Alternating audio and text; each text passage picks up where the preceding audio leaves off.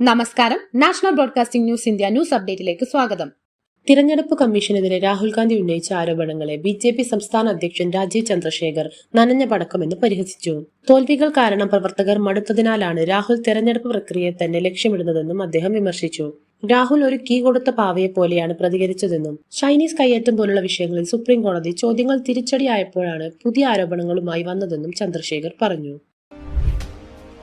ഉത്തർപ്രദേശിലെ സംബാലിൽ അനീഷ് എന്ന 45 വയസ്സുകാരനെ ദമ്പതികൾ കൊലപ്പെടുത്തിയ കേസിൽ അയൽവാസികളായ റയീസ് അഹമ്മദും ഭാര്യ സിത്താരയും അറസ്റ്റിലായി.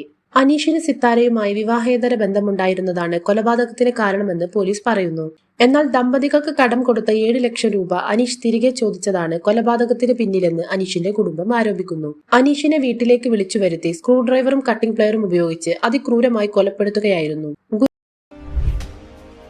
നെടുമങ്ങാട് ജില്ലാ ആശുപത്രിയിലെ മോർച്ചറിയിൽ സൂക്ഷിച്ചിരുന്ന 4 മാസം ഗർഭിണിയായ യുവതിയുടെ മൃതദേഹം പുറത്തുനിന്നുള്ളവരെ കാണിച്ച സെക്യൂരിറ്റി ജീവനക്കാരനെതിരെ നടപടി. CPM നെടുമങ്ങാട് പറണ്ടോണ്ട് ബ്രാഞ്ച് സെക്രട്ടറിയായ സുരേഷ് കുമാറിനെ 15 ദിവസത്തേക്ക് ജോലിയിൽ നിന്നും മാറ്റി നിർത്തുകയും കാരണം കാണിക്കൽ നോട്ടീസ് നൽകുകയും ചെയ്തു.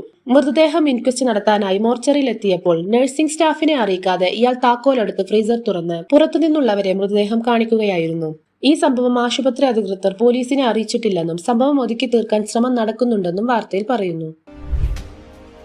AICC general secretary KC Venugopal MP ജനാധിപത്യത്തെ ഇല്ലാതാക്കാൻ തിരഞ്ഞെടുപ്പ് കമ്മീഷൻ കൂട്ടുനിൽക്കുകയാണെന്ന് ആരോപിച്ചു.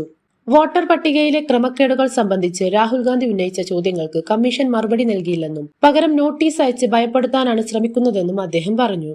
രാഹുൽ ഉന്നയിച്ച കാര്യങ്ങൾ അന്വേഷിക്കാതെ അദ്ദേഹത്തിനെതിരെ നടപടിയെടുക്കുന്നത് കമ്മീഷന്റെ പക്ഷപാതപരമായ നിലപാട് തുറന്നുകാട്ടുന്നു. BJPയുടെ ഏജന്റായി പ്രവർത്തിക്കുകയല്ല തിരഞ്ഞെടുപ്പ് കമ്മീഷൻ ചെയ്യേണ്ടതെന്നും അദ്ദേഹം കുറ്റപ്പെടുത്തി. ആലുവയിൽ കരുമാലൂർ മനക്കപ്പടിയിൽ നിന്ന് 2 സ്കൂൾ വിദ്യാർത്ഥികളായ നീരജ് പ്രേംകുമാർ, കാർത്തിക് സന്തോഷ് എന്നിവരെ കാണാതായി. തങ്ങൾ നാടുവിടുകയാണെന്ന് അവരെഴുതിയ ഒരു കത്ത് പോലീസ് കണ്ടെടുത്തിട്ടുണ്ട്. കാണാതായ വിദ്യാർത്ഥികളുടെ സൈക്കിളും ബാഗുകളും നഷ്ടപ്പെട്ടിട്ടുണ്ട്.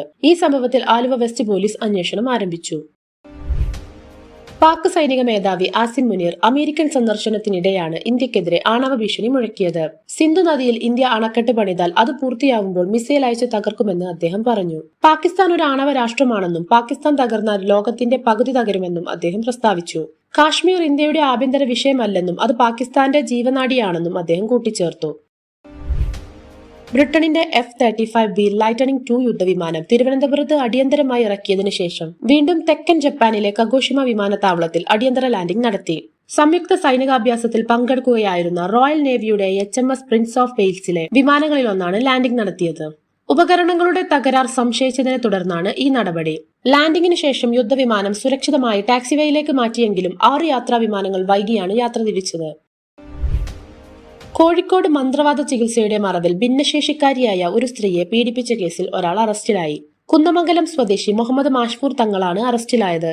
വിവാഹ വാഗ്ദാനം നൽകി കള്ളംതൊട്ടിലെ പ്രതിയുടെ വീട്ടിൽ വെച്ചാണ് ഇയാൾ ഈ സ്ത്രീയെ പീഡിപ്പിച്ചത്. സ്ത്രീയുടെ പരാതിയുടെ അടിസ്ഥാനത്തിൽ പോലീസ് ഇയാളെ കസ്റ്റഡിയിലെടുക്കുകയായിരുന്നു. കൂടുതൽ വാർത്തകൾക്കായി നാഷണൽ ബ്രോഡ്കാസ്റ്റിംഗ് ന്യൂസ് ഇന്ത്യ